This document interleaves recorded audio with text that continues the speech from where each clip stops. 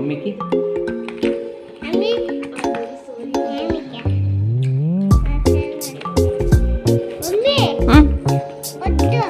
ఏంటి నువ్వు తిను, కొంచెం టేస్ట్ చేసి నాకు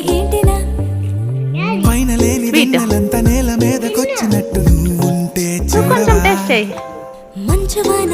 బాగుందా స్వీట్?